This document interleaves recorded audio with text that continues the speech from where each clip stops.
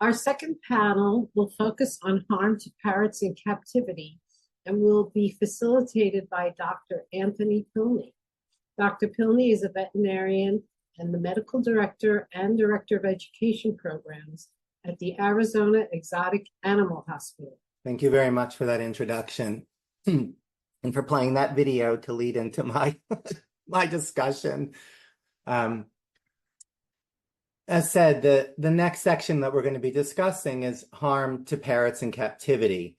And I think many people think this is the beginning and the end of the problem. Many of us look at, and as we hear recurrent themes, the demand for birds as pets and the desire for people to keep them as fueling an industry. And then we look at a simple equation of economics, which is supply and demand. And when there's demand, somebody will supply it.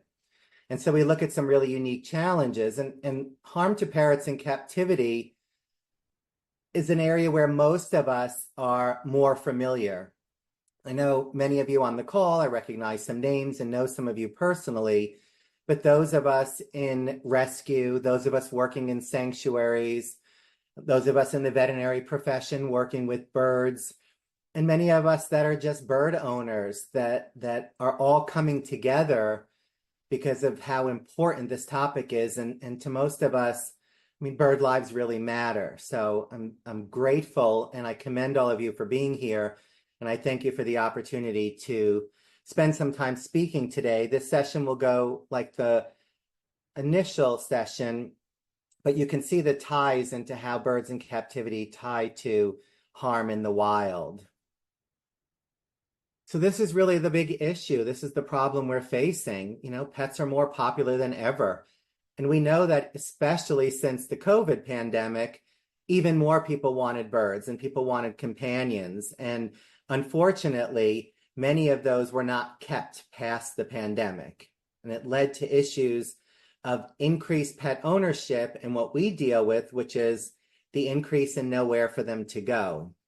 If you look at some of the statistics here, and the millions of pets owned and the billions of dollars spent, but that final statement here estimates that there are about 8.3 million pet birds living in US homes. Now, it's difficult to get an exact count, and that's thought to be a minimum number. But again, that's the issue, and that's what we're facing as we talk about birds and how are birds different? What do they need in captivity?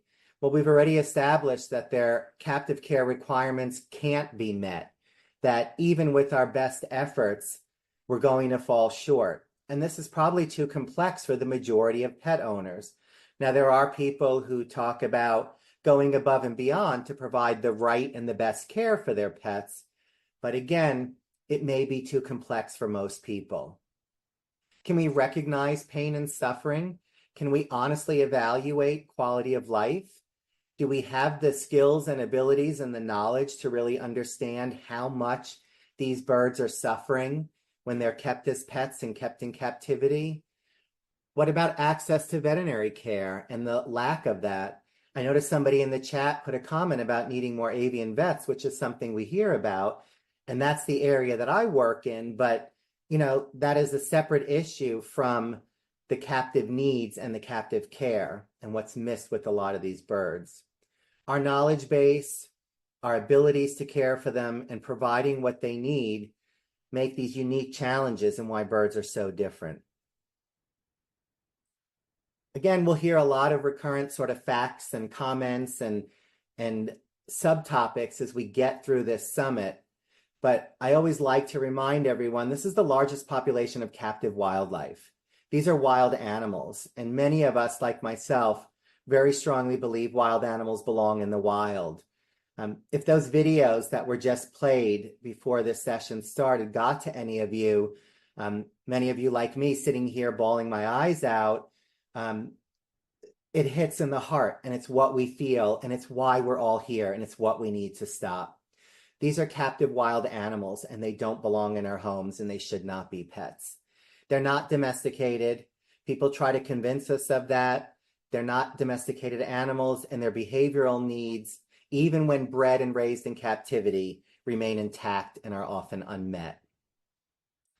Few things to remember as well is there are more threatened and endangered species of parrots than most any other families of birds in the wild. These animals suffer greatly in the wild, as we've talked about.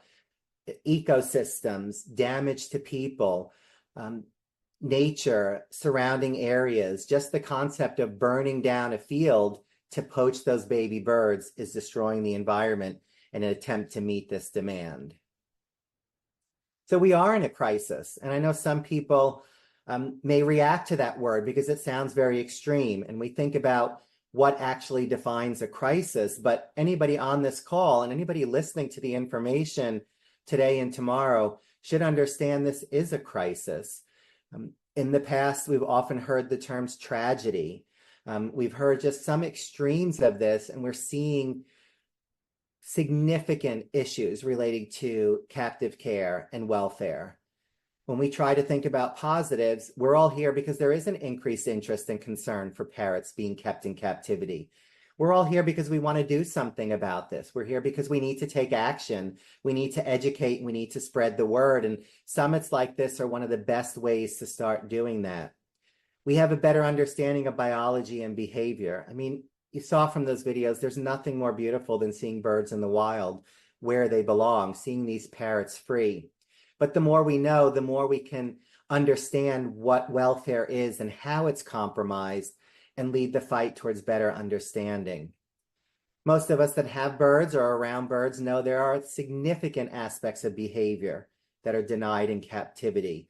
The core fundamentalness of being a bird and existing in the wild is blocked on almost every level when they're in a small cage in a small apartment, ignored most of the day living by themselves. So we're talking about serious welfare and conservation challenges, and we're talking about a desire to move forward into ways of banning the desire, banning the trade, and changing the entire captive bird paradigm.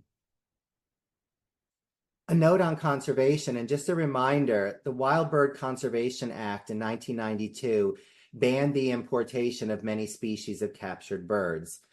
The human fascination with parrots and birds in general goes back thousands of years. We know that early explorers traveled the world and brought parrots back, not knowing how to care for them or raise them or feed them.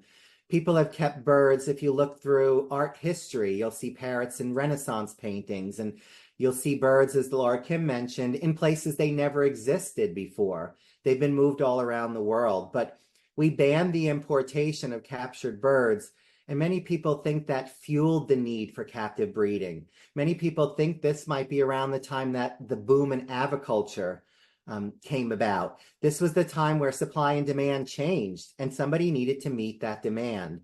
So now we have so much more captive breeding and production, but in no way has that shown to stop the poaching and the illegal or legal wildlife trade and the desire to still bring these birds in and kidnap them from their homes where they want to thrive. It's been a significant problem, and parrot species are suffering devastating losses.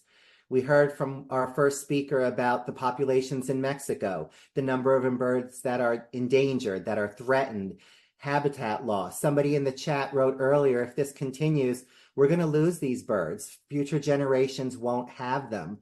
And, you know, comments like that are not to upset us, although my heart breaks every time I hear that and say that.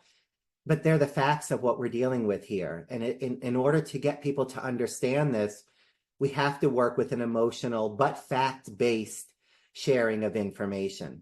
Habitat destruction, consumption of natural resources, destruction of indigenous peoples' cultures. I mean, this is so much more far-reaching. And the interconnection of all of this is what we're discussing and why we're here today. There's a number of studies that have come out trying to look at poaching and the illegal wildlife trade. We know it's very difficult. We know we can't get a lot of that information. We know that governments don't store it or reveal it. Even our own US organizations may or may not have accurate records, or those may not be available. So actually knowing the data and the numbers and the counts is really, really challenging. But poaching for the wild bird trade plays a huge role in the global decline of parrot populations in the wild. We want to stop the trade. We want these birds to be in the wild, We believe that they should be seen in the wild. They are far more beautiful wild. We want to stop the keeping of pet birds in cages, and we want to move through our understanding of how harm to parrots in captivity occurs. So we have some great speakers coming up in this section that are going to share some different viewpoints of how harm to parrots in captivity really occurs. And then we'll follow through with some time for some questions and some panel discussion. And then we'll summarize before we go into our breakout groups at that point. So I'm going to begin this section by discussing some general information about birds in captivity and some important information that we all need to think about and consider. Because again, what are the effects on people? What are the effects on the environment? But what are the effects on these birds as we watch them suffer? Harm to birds in captivity. So what is the harm? What do we keep talking about? What is this crisis? Why these words? Well, starting off with birds should not be pets. Whether you agree with that or not, and you find reasons why that may be a false statement, collectively, many of us believe that's the case. Many people in the pet industry acquire birds and know very little about them. They don't know their history, their psychology, their needs. They're not prepared to understand what it is to live with a parrot.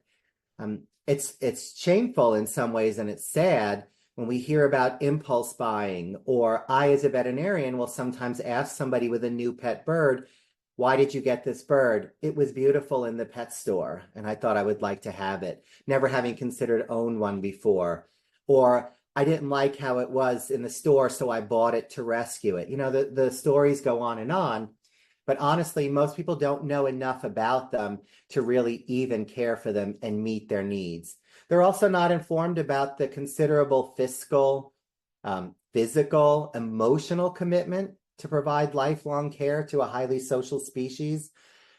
We had a mention in one of the previous videos about how historically it was thought that birds should be kept alone to force them to bond with people, that birds needed to be hand raised in order to teach them to imprint and socialize on a person, that they need their wings trimmed so you can train them. We've been fed mixed and inappropriate and just wrong information for so long that it's led to a lot of the problems we're dealing with today. And our goal is to try to change some of that. As a veterinarian for 23 years and working with birds for 22 of that, gives me a bit of clout to talk about the things that we see in captivity on a daily basis. Just poor care, inappropriate nutrition, lack of training, no exercise. I mean, if we did all of these things to a person, they would be considered the most heinous cruelty. If a mother was starving their children or keeping them locked in a basement, I mean, if you think about how we could make these dramatic parallels, you'd see how inappropriate all of this is. So poor understanding, poor training, and then the big topic, especially for those of you working in sanctuaries and rescues and many of these places, we have a culture of the ability to dump any pet we don't want as soon as we don't want it. And birds are one of the most rehomed birds. Sometimes in 2 or 3 years after somebody got them, they decide they no longer want them. So we have an ongoing problem with the rehoming, the relinquishment, the full sanctuaries, and with rescues being overburdened, and the concept that some of us have talked in the past about there's nowhere for them to go. Signs of stress in captive birds. What are the things we see? Some of these we think are just normal bird behavior. Some of these are the reasons that people don't want their birds after a while. They suddenly decide that they can't tolerate some of these things. But a lot of them are signs of captivity. A lot of them are signs of social isolation, confinement, fear. A comment was made in one of the videos that the most aggressive birds seen are those that are hand raised. And that has to mean something, and that has to tell you something, and that has to devalue the thoughts that go around that. When we see aggression, when we see fearful behaviors, when we see self-trauma and self-damage, those are extreme forms of stress and anxiety. There was a study done a few years ago, if people aren't aware, of why birds get relinquished, why we have this as a big part of our problem with harm and captivity. Why do people get rid of their birds? Why don't they want them after a period of time? What happened when they spent $3,000 to buy that beautiful scarlet macaw chick that 2 years later they're prepared to just give away to the first person that maybe will buy it on Craigslist, or they sneak it through Facebook Marketplace, however people move birds. Biting and aggression, noise, feather destruction, certain behaviors, but the number one is not enough time. And we hear that over and over and over. I didn't realize how much time it would need. I'm choosing not to devote that much of my life to it. I didn't realize they would need this. Not enough time is one of the prevailing reasons why people decide to rehome or dump or drop their birds off at a shelter. And it's shameful when you think about it, because we never should have started that process. There's a little ad here from a newspaper article from, probably the 1940s selling talking parrots. And, prorating that $5 wasn't cheap back then in the 1940s, but this is another part of it. We started moving birds in back even in the 1920s when it was fashionable and trendy and everybody needed to have a pet bird. And we started that demand, and we started kidnapping them and bringing them in and selling them because everybody wanted a talking parrot. And believe it or not, people will dump their birds when they don't mimic and they don't talk. Where are they going? Well, this is where relinquished birds go: welfare organizations, individuals, breeders, foster care. Again, if you Google search avian rescue, you bring up millions of hits, and that means something as well. Well, what do we know birds deserve, to summarize here as we move into our other speakers? They deserve freedom from disease. As a veterinarian, adequate veterinary knowledge, veterinary care. The simple fact that birds are here right now, and the ones here need the care we can provide for them, and we need to do what we can to improve their quality of life. We need to make sure that we can provide for these birds. Unfortunately, most of the data about birds as pets is harrowing. People don't spend a lot on bird care. They don't seek veterinary care until it's an emergency. And in my line of work, I see a lot of birds when it's too late and somebody's waited till we can't help them. And in their mind, that meant we couldn't help them, instead of the fact that they waited too long to get care. So it's an unfortunate part of it. Birds deserve freedom from discomfort. When they're in our homes, we need to know what their physical and environmental needs are, but we often can't meet that. They have very specific needs, very specific requirements, and their wild type behaviors are going to come out. You've also heard the comment today about even a tame, hand-raised, loving bird will reach puberty and will reach sexual maturity. And then all bets are off with their behavior and changes and desires. Wild animals want to find a mate and procreate. I tell my clients all the time, birds want to, build a nest, lay some eggs, raise a family, and repeat. And we stop that amongst all of the things that we block them from doing. And then we wonder why people want to relinquish them. So this filters down into the harm that we're seeing to these birds. We talk a lot about cages. We talk a lot about birds and their freedoms and their rights. And we talk about imprisonment. We talk about birds. The only suitable size cage is when a bird doesn't know it's in one, and I don't even know if that's still fair, because we honestly really do want to move towards the concept of no cages. We need to have solutions to all of these problems. We need to make sure people who have birds understand the complex needs, the care they should be providing, their obligation to these birds, making sure they have the relationships with people, avian veterinarians, nursing care, specialty stores, the right people, the right information, and the places to go for that. We have to put this responsibility as the pet owner and on the pet owner for the birds that are here. Okay, Again, now, Anthony, I'm interrupting you for another reason, which is we're going over on time. So okay. Just letting you know. Thanks. I'm just going to summarize in my last two slides. Thank you. So again, think of solutions, think about total living environments, and time to rethink the cage. Remember, birds fly. It's their thing. It's what they do. It's what they need. There are more studies than ever now showing that the potential health impacts of not letting birds fly, that might be what we need to convince the world and convince the bird owning community to stop wing trimming and to start letting birds fly and to let them get this only form of exercise. We also know, again, no cage is big enough. We shouldn't be deflighting these birds, and we need to rethink methods of caring for them in captivity. I think everybody can look at this picture at the bottom and realize that's inhumane and unfair and should never happen, but it happens the world over, and it's a serious concern. Birds flock. Social isolation has been proven to cause severe psychological trauma. We know that in so many animals, and birds are no different from that. So they're wired for a connection to a partner in a flock, and it's something we need to consider as they continue to suffer harm in captivity. And my last mention here is just a reminder to people that the Animal Welfare Act, as of last year, does now cover birds in captivity. Birds have had really no legal protections until this was finally brought into order. I think the important thing to understand is it's a complex issue. There's a lot that goes into it. But having moved into 2023 for the first time ever, we at least see enough awareness and appreciation and interest in caring for birds that the USDA moved forward with the Animal Welfare Act finally covering birds. It's not perfect, but it is a huge positive step towards better welfare for our captive birds. Again, there's a lot of scientific methods to look at welfare for anybody interested in any of these. These exist elsewhere, but these are the scientific methods to understand how we can truly assess welfare in our captive birds. And again, this is a complex issue and can be a conversation and a topic entirely on its own. And then a small snapshot of what we see, the neglect, the harm to birds in captivity, the birds that don't get routine care, those birds that suffer with broken bones and feather destructive behavior and ingestion of toxins in foreign bodies, cancer that goes untreated.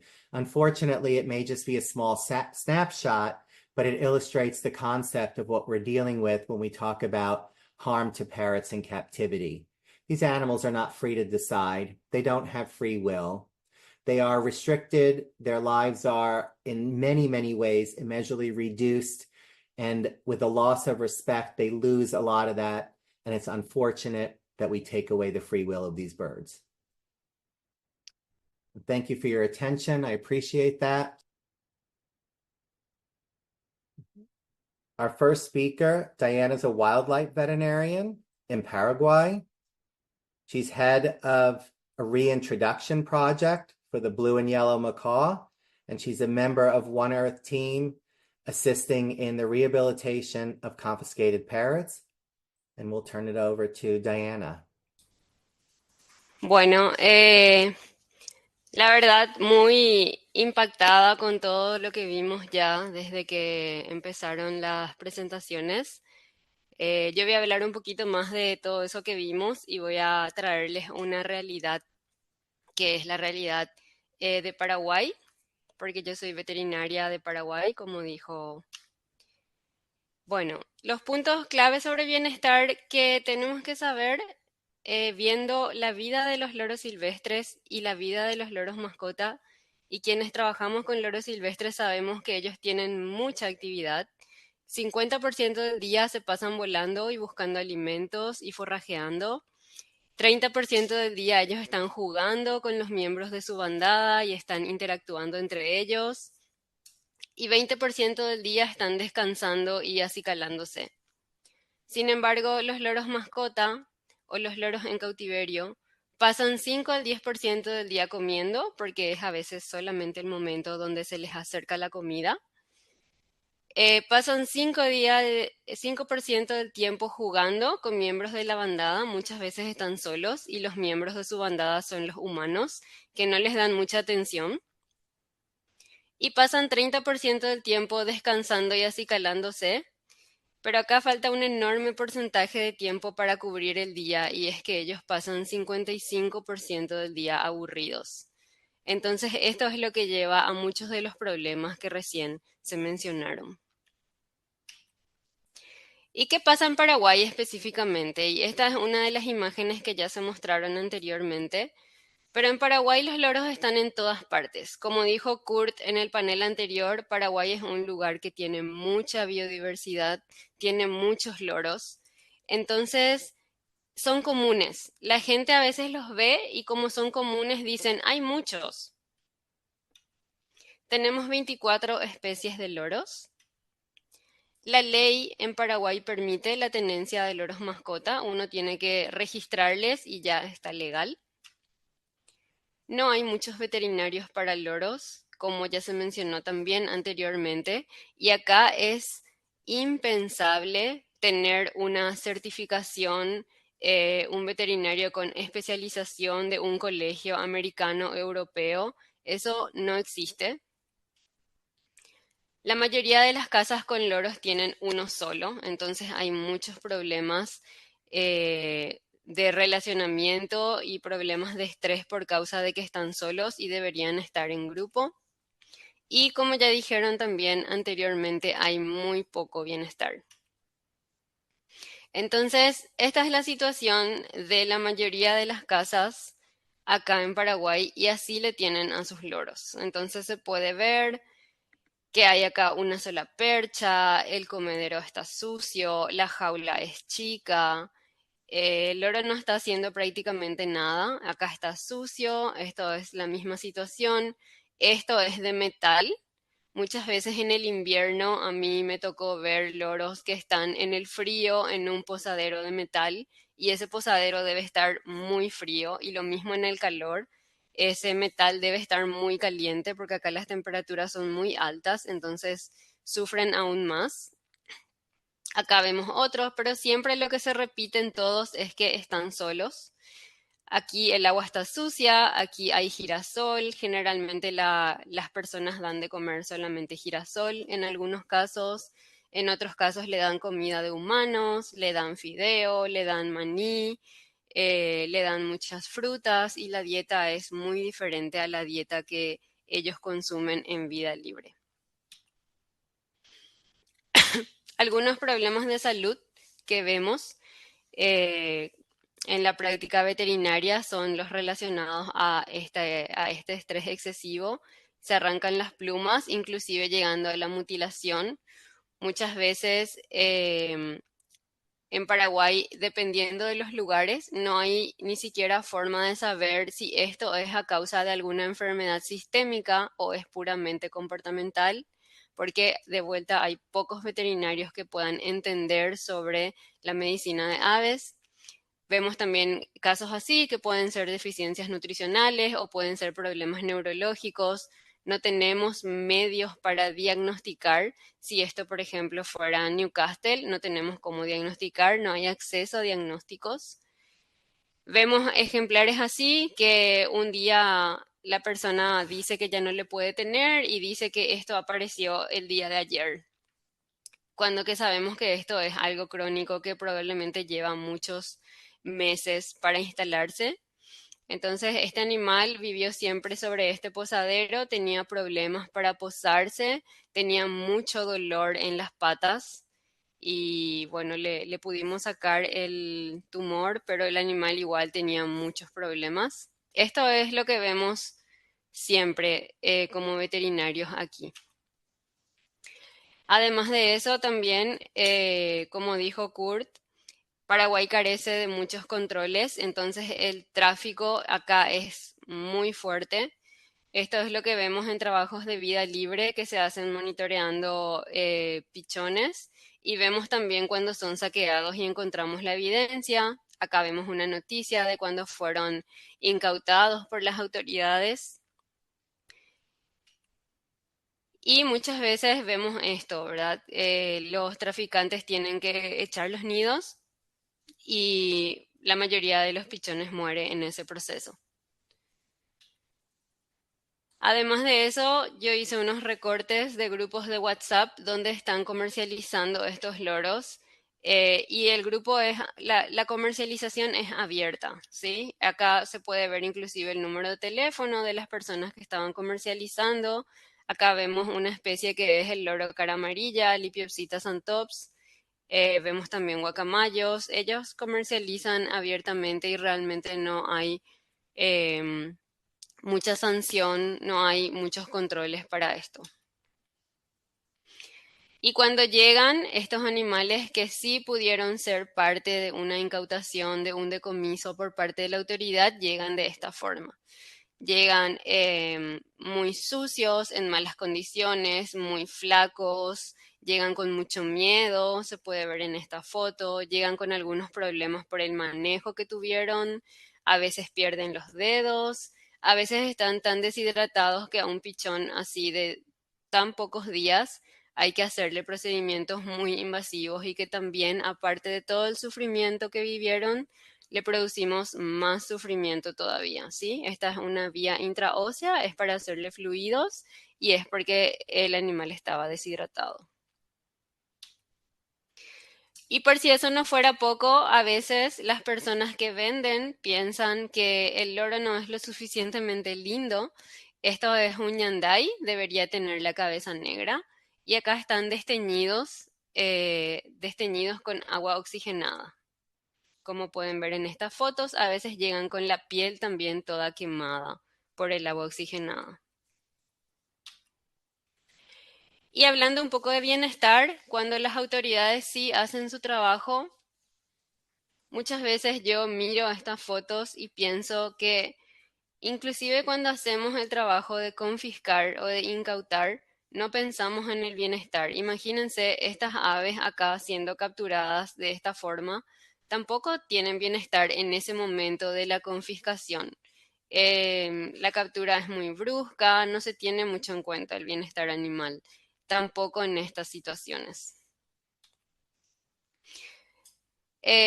Entonces, en Paraguay, como dije, por la abundancia de especies que hay, muchas personas ni siquiera saben que están amenazados y tampoco saben todo lo que ellos sufren, sobre todo en las zonas donde hay mayor abundancia y donde el tráfico es mayor. La mayoría de los loros en cautiverio viven poco en comparación a lo que vivirían si están mejor cuidados o si viven en vida libre. Y esto es por todos los problemas de salud y todos los problemas que tienen en el manejo en cautiverio. Entonces terminan viviendo muy poco porque se enferman muy rápido y mueren. Eso lleva otra vez a la necesidad de que la persona que tenía un loro quiera otro en muy corto tiempo, porque en 2 o 3 años se murió su loro y entonces ya quiere otro. Muchas personas ven a los loros como objetos, no como seres vivos con dignidad. Entonces, esas formas que les mostré en esas jaulas tan pequeñas demuestran que realmente es un objeto para ellos y no piensan en el sufrimiento. Y en Paraguay y en Latinoamérica en general, por todo lo que vimos, y en todo el mundo realmente, se necesita mucha educación para que los loros dejen de sufrir. Entonces, eso es lo que quería compartir con ustedes y que ayudemos para parar esta crisis. Gracias. Thank you very much for sharing that. It's really important information. We appreciate it. Our next speaker is going to be Amanda, who is the sanctuary director at Foster Parrots, and she's responsible for the operations at the New England Exotic Wildlife Sanctuary, to share some information with us about her experiences and her work. Hello, everyone. Can everybody hear me okay? Yes. Excellent. Thank you. Thank you so much for having me here today, and thank you all for joining us for this really important conference. In this brief next 10 minutes, I will discuss some of the atrocities I have bared witness to of parrots in captivity. And a lot of this has already been said, and I'm just going to kind of reiterate a lot of what was previously said from our other presenters. Parrots in the United States are the fourth most popular pet, with an estimated nearly 9 million homes housing parrots in the United States alone. Parrots are rehomed on average 7 to 11 times in their lifespans in human care, and an average of 2 to 3 times before they have even hit sexual maturity. The number of requests placed on parrot rescue organizations is simply untenable. On average, Foster Parrots receives between 700 to 1,000 requests annually. Last year, in 2023, we received 769 requests for surrender. If you find that number shocking, well, it gets worse. As of October 1st, we have already received 900 requests for surrender. On this slide, you will see some of the birds we have brought into our rescue and their reasons for surrender. Buddy, a dusky conure, was surrendered due to excessive screaming. Buddy lived in a single home for nearly 20 years. He was fed an improper diet of fatty seeds and not allowed out of his cage ever. And because of this, he became prone to feather destructive behavior. Upon arrival at our organization and vetting, Buddy was found to have been suffering from severe visceral gout. Buddy, unfortunately, lost his battle only 2 months after his arrival at foster parents. This is not uncommon. The reasons for surrender range from excessive noise, destructiveness of the home environment, bonding with only one member of the family, not having enough time to properly care for the parrots in their homes, and commonly the death of their guardians. But most commonly, it is the parrot's innate natural behaviors which land them with us at foster parents. Parrots are simply incompatible in a human home. This is the harm to parrots in captivity. This is the parrot crisis. Unfortunately, we are not only seeing an increase in the number of surrender requests filed, but also an increase in the number of birds needing assistance from the same households. It is common for us to receive requests for 2 to 3 birds from the same home, but this year we're seeing an uptick from multiple birds, 6, 12, 20, 100 even, needing assistance from the same households. Last year, we responded to a hoarding case in New Hampshire of 100 or nearly 100 parakeets. These birds all were bred from a single pair of parakeets purchased from a pet store. When the guardians reached out for help, they went to a pet store and said, "What can I do to stop the breeding of the birds in my home?" And the pet store turned to them and said, "You can tape up the holes of the nest boxes and let all of the birds die." Of course, the family was disheartened to hear this and stopped reaching out for help. This caused an increase in the breeding in their home, and before they knew it, they had 99 birds, well, really over 99 birds. We rescued 99 birds from that situation, but there were so many more that had been passed away in the seed on the floor of the home. Rescues across the nation are filling up, and many of us have waiting lists for entry. We absolutely, positively cannot adopt or rescue our way out of this mess. The only answer is to stop the breeding of parrots in captivity. We need to stop the trade, stop the demand. This is the harm to parrots in captivity. Please help us stop the parrot crisis. Please help us end the life of cages for birds. Being rehomed over and over again isn't the only harm we are witnessing to parrots in captivity. Stress-related behaviors caused from improper care, improper enrichment, not enough socialization between other birds and flock members of the humans in the household, improper diets. These are all direct contributors to a myriad of psychological and physiological health conditions. Parrots are behaviorally incompatible in a human home, but they are also psychologically incompatible too. Here at Foster Parrots, we are seeing an abundance of birds with self-mutilating behaviors like feather and skin mutilation and other stereotypies.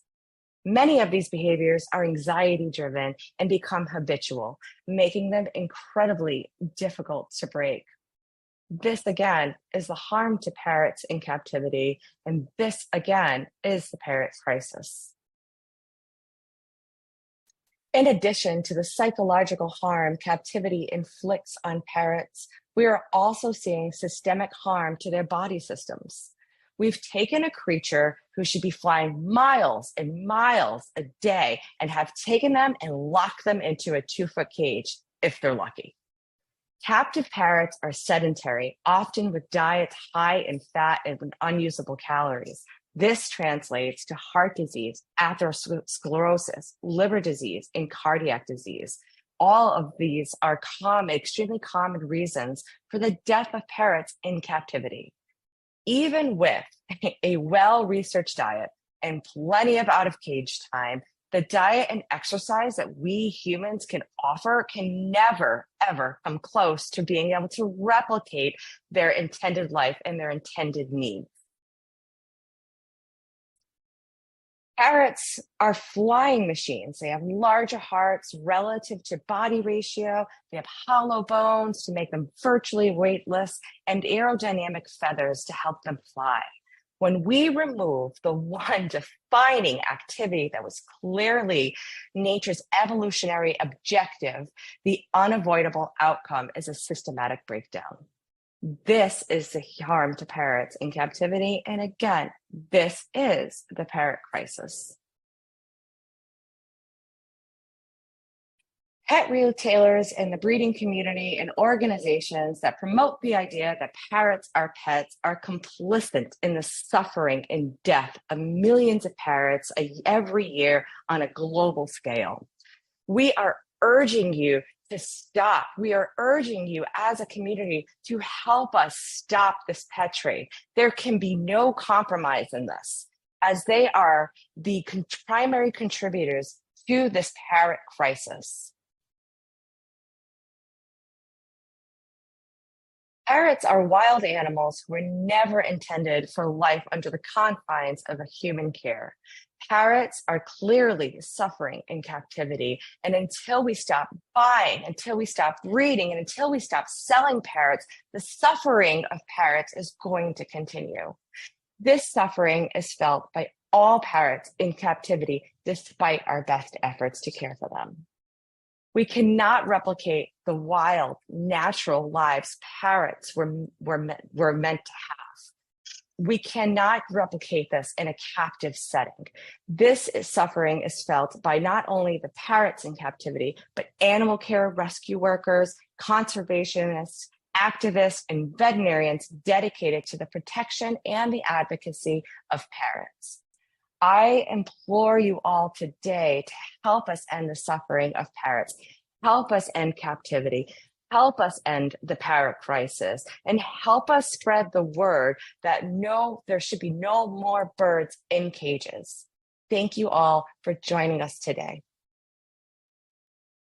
Thank you so much for that. Fantastic message and great words. We really, really appreciate that.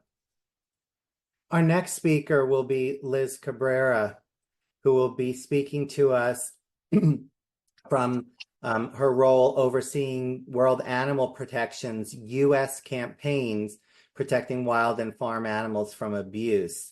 And she leads World Animal Protection's work to end the sale of animals in pet stores. Thank you. Can you hear and see my screen all right? Yes. Wonderful. So hi, everyone. My name is Liz Cabrera Holtz, and I'm an attorney and the Senior Campaigns Manager at World Animal Protection. As we just heard, pet stores are driving the parrot crisis in the United States. Hundreds of thousands of parrots are pushed through a deadly pipeline from breeding mill to dealer to pet store every year. My presentation explains what's happening to parrots in pet stores and what we can do to shut this industry down. So first, who are we talking about? Which kinds of parrots are being sold in large quantities at pet stores? These are the parrots typically found at places like Petco and PetSmart and other chains, parakeets, cockatiels, conures. And at the bottom, I've also included the other bird species we typically see on parrots who are typically sold. These birds are grossly mismarketed, with many labeled as beginner or easy. Easy is the actual term that Petco uses for parakeets, and that's deceptive advertising is another reason that so many parrots are relinquished. Pet stores are driving bird sales. According to the American Veterinary Medical Association, which conducts a massive survey on animals used for companions in the US, pet stores or pet shops are the #1 source for birds, and that's followed by a friend or a relative. And many of those animals were initially purchased at stores as well. Unfortunately, the biggest pet store chains in North America all sell birds and other animals. So that's PetSmart and Petco, by far the largest, then Pet Supplies Plus, Pet Value, and Pet Supermarket. So it's fair to say that these stores hold much of the responsibility for the parrot crisis. Pet stores source animals from guinea pigs to bearded dragons to parrots from commercial breeding facilities, mills, as well as dealers that also import animals.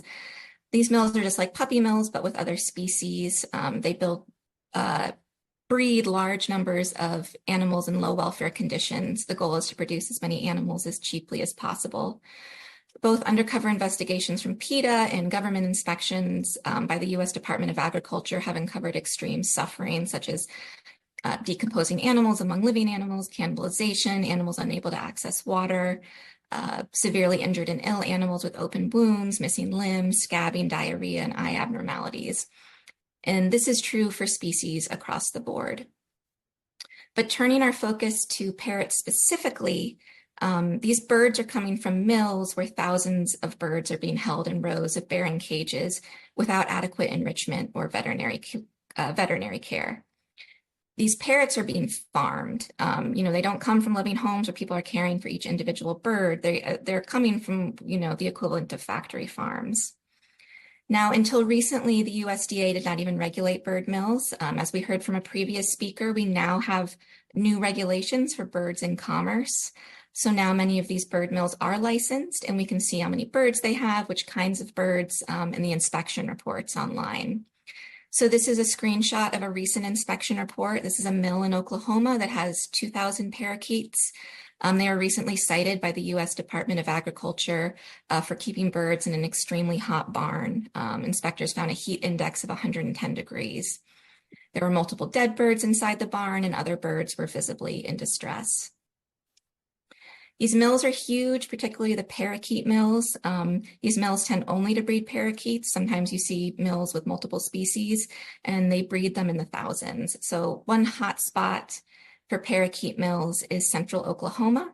And just in this 12-mile strip, you can see on your screen, there are 13 different licensed parakeet mills. And in those mills, there are 52,000 plus parakeets. And on the right is a photo of the largest mill in that area. And those barns you can see have 8,000 parakeets in them. And I share those numbers with you so you can see, what we're up against. This crisis will continue until we stop pet store sales, because the birds in that barn are going to Petco and PetSmart and places like them. Once they're in the pet store, the treatment of birds varies considerably. Obviously, it's not a good situation, even in the best of circumstances.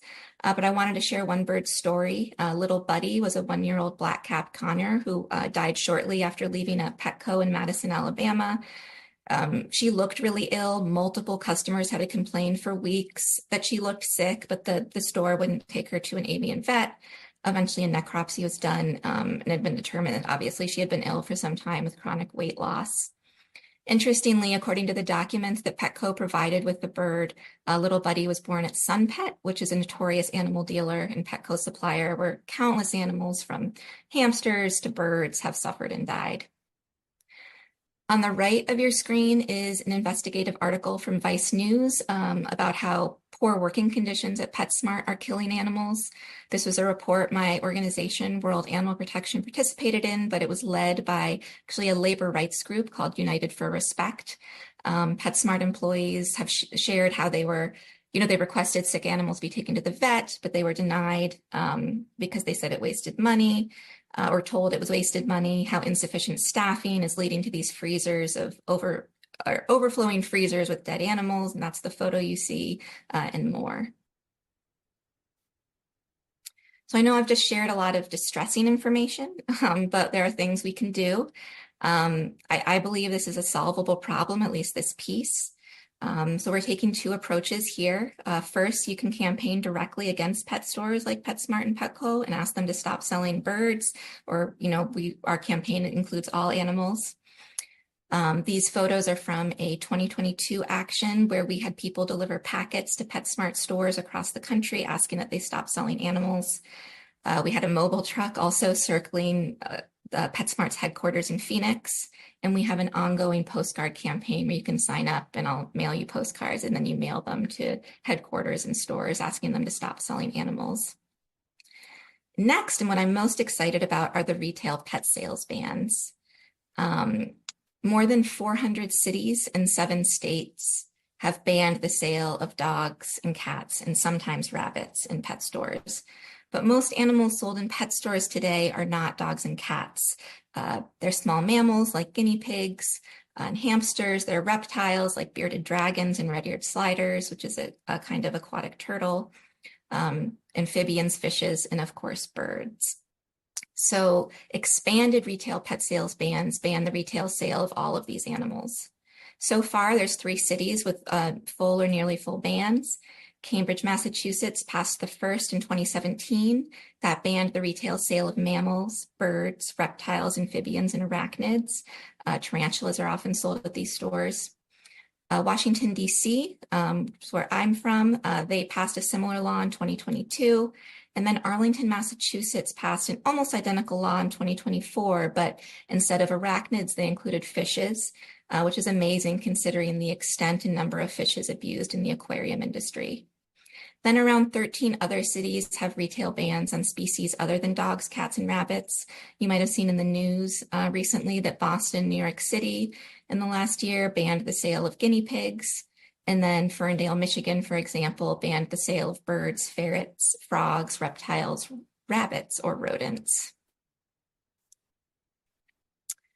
So I encourage you to consider joining a corporate campaign, asking PetSmart and Petco to stop selling birds and animals. There's plenty of ways to get involved. My organization, PETA, Foster Parrots, the Avian Welfare Coalition, there are a lot of groups working on this right now. Second, you can work with your local legislators, rescue groups, and shelters to pass a retail pet sales ban in your community. We have some resources on our website, and after I'm finished speaking, I'll put a lot of links in the chat. We have a toolkit on retail pet sales bans. We also have a 1-page policy concept specifically designed to introduce legislators to this issue. And we also actually have, not legislative, but we have an activity book for children that explains, why these wild animals, why the animals you typically see in pet stores are not pets, are not companions. So I believe that ending the sale of parrots and birds in pet stores is absolutely critical to ending the crisis. We won't change people's minds about birds as pets, about birds in cages, as long as you can drive to any strip mall in the United States and see a dozen parakeets being sold at a PetSmart. And we won't stop the crisis if mills continue to pump tens of thousands of parakeets and other birds into the retail industry every year. So please reach out to me if you want to work on an expanded retail pet sales ban or on pet store advocacy generally. My email is on the screen, and I'd love to collaborate or just hear about what you're doing. Thank you. Thank you. And to all the speakers, it's excellent information. It's really important. We really appreciate you taking the time to share this information with us.